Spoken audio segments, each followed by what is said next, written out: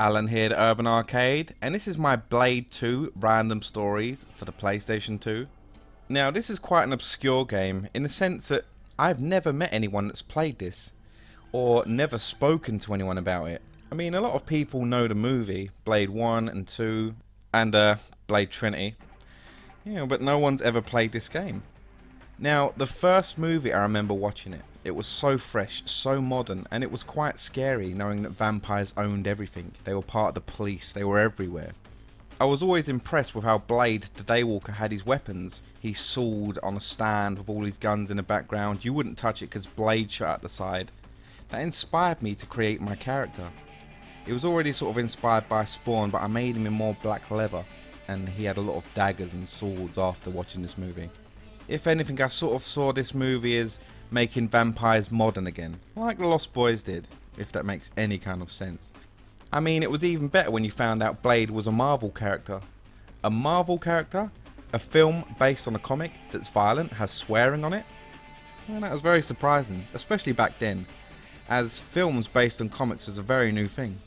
Now, as always, this isn't a review, and it's going to be very out of order, and some things probably won't make sense to you, but it's just my personal experiences about this game and how I first played it. Now, this game was released in 2002, but I believe I got it in 2003. It was developed by Muckyfoot Productions, which unfortunately disbanded after making this game. Yes, the game was a commercial failure. It was meant to coincide with the film, and when I mean coincide with the film, I mean with the film's release on DVD, and that made it very rushed, and ultimately that's why they say it turned out like it did. But I liked it. I didn't hate it. The first time I did play it was on Xbox. And bear in mind, when I first did get a glimpse of this, I was playing Blade 1 on the PS1. So this looked a lot better than that did. One of my most prized possessions is the Sword of the Daywalker. It's a Factory X United Cutlery replica of the sword. It's amazing. It looks just like it does in the film. Fortunately, the blades don't shoot out the handle chopping your hands off, because I would forget to turn that switch off. And here's Blade 1 on the PS1. I remember seeing it in game, or at the time electronic boutiques, and looking at the back thinking, that top left picture looks like Tenchu in a way, maybe the door, sort of Japanese scenery. And again, there was no YouTube at the time. There was some reviews, but I never saw any. I didn't know anyone that owned this game. And it was always £50 I noticed in the shop. The cheapest I ever saw it was £45. Years later, I eventually got it for about £25. So it was a bit hard for me to gamble £45 on a game I knew nothing about when I could pick one I knew something about. I didn't mind it. It didn't really feel like a Blade game. And oh look, a zombie versus a cop. Who's going to win? Who's going to win? Oh, whoa, whoa, whoa, whoa. Oh. You could actually shoot zombies' heads off if you timed it right. And you could shoot the familiar cops the same way. Bang. I loved that on it. And I didn't mind the dark scenery that much. It had a very gothic urban feel about it. So it wasn't too bad. And then Blade 2 on the PlayStation 2. The box art looking almost completely identical to the DVD version. I did like the pictures on the back, but mainly I liked the instruction booklet. I liked this little brief description of the weapons and the enemies that you did face in this game. Also, there was an advertisement for the soundtrack. And here is Blade 2 on DVD, one of the first DVDs I ever owned and watched in my own DVD player, and I always found it weird that the case was really thick.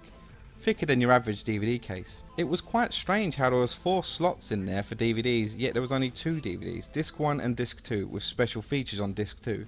This is where I first got a glimpse of Blade 2, on disc 2 with the special features. It was a Blade 2 survival guide, and it's not really teaching you much. If anything, it's just showcasing what the game's like and some of the aspects you can do on it. This was actually the first thing that got me interested in wanting to get the game. I was playing Blade 1 at the time, and this looked like such an improvement over that. This sort of made it seem like a survival horror, if anything, and it got me really interested. Saving civilians, killing vampires with a sword, and mainly getting to play as Blade. It really looked like the character in this game. Now, I acquired the game very cheaply on eBay along with the soundtrack and put the game at the top and the soundtrack at the bottom. So now the case is full, it's complete, it's more practical that way. This is how I always thought it should have been. Now, I could have put a Blu-ray there because I do own it, but I like to have that in the case on its own. And yeah, I got the soundtrack, so there you go. I guess it's complete in my first DVD experience. Now on to the game. Before the title screen there is actually a trailer to Blade 2, the movie, which is the weirdest thing ever. And it was the first time I ever saw something like that done.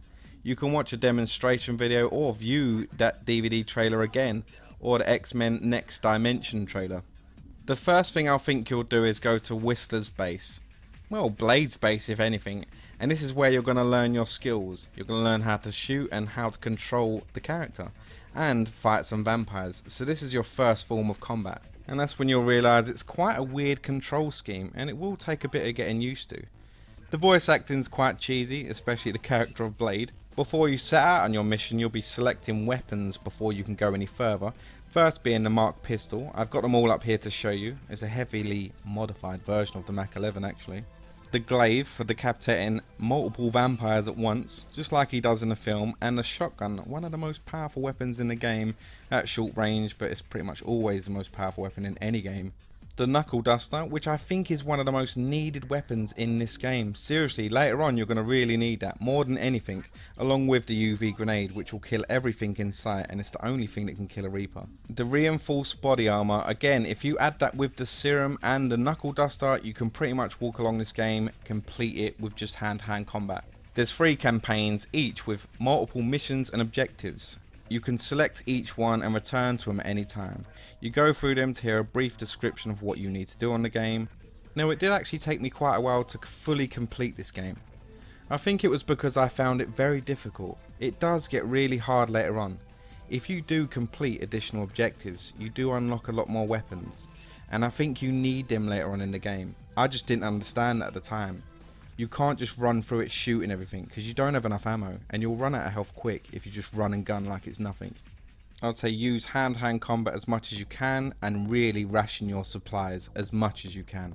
With R2 you block, and the right analog stick in each direction is a combat move. That was the weirdest thing on this game. Square in any direction will perform a jump. I like this little sideways jump he does, very Tomb Raider. You can also shoot while jumping left and right. One of my favourite things about his jump as well. Understanding this little Blade interface is a must. Health is obviously the green bar. When it depletes you're dead. Serum. The higher the serum bar, the faster you regenerate health when you've lost it. Your currently selected item will display what weapon you have, if it's hand-to-hand combat or if it's just your guns. Bloodlust, when that reaches top or when it reaches a certain point you can take out your sword.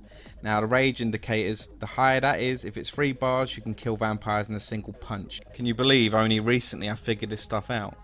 During the game you'll collect glyphs. All of these add up for points, along with enemies you kill and side objectives you complete.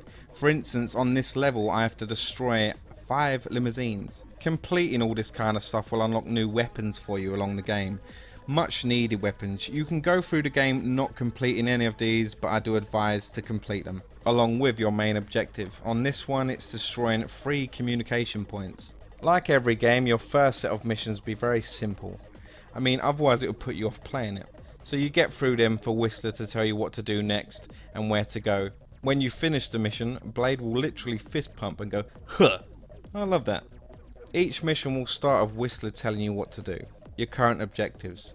And there will be an opening cinematic to each level as well, so you would see what it is you have to do, a brief description. And it was quite good. You finally get to take on the character of Blade, and that was something that made me really happy. Considering I'd just gone from Blade 1 on the PS1, this looks so much better. The gameplay, the graphics, the vampires, I like the way they disintegrated when you did kill them as well. I like the gothic dark look about this game. Like I said before, the first time I did play this was on the Xbox. I had a little glimpse of it. And I remember him walking out this elevator in a long leather trench coat. Something that was taken out of the PS2 version. I never understood that because it was on the Xbox version. But I did like it when you did decapitate a vampire, you would see the heads on the floor, you would see bullet shells on the floor whenever you shot your gun. And this was one of my favourite guns from the Blade films. It changed a lot since Blade 1, but this is going to be the main weapon you use, that heavily modified Mach 11 on Blade 2.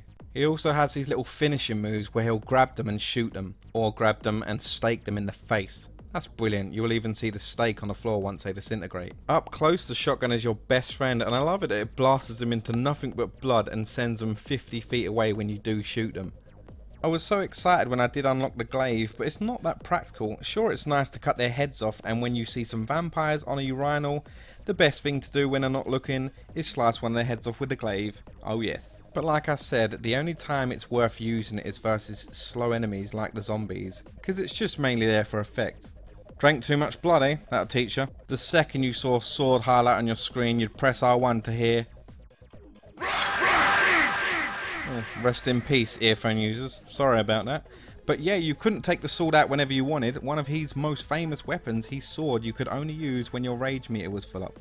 That was my favourite thing to do on this game, was to go to the club, run in the centre of the dance floor, get the sword out and just slice every vampire in sight up. Seriously, I would just go to this level to do this all the time. I even loved his little finishing moves. Every now and again he would stake a vampire with his sword and say, "Ooh, so exciting."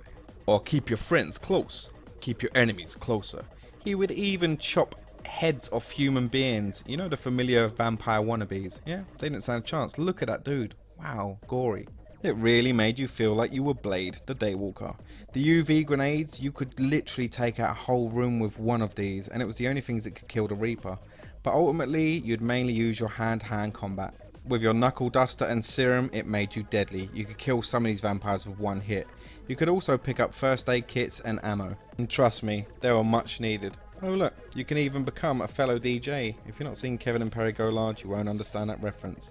There's quite a mixed number of different enemies in the game. Vampires to fat vampires. You'd also get familiars, the vampire wannabes. And look, staking a human in the face. How unnecessary. And slow moving zombies. The only time you ever saw them was in Blade 1.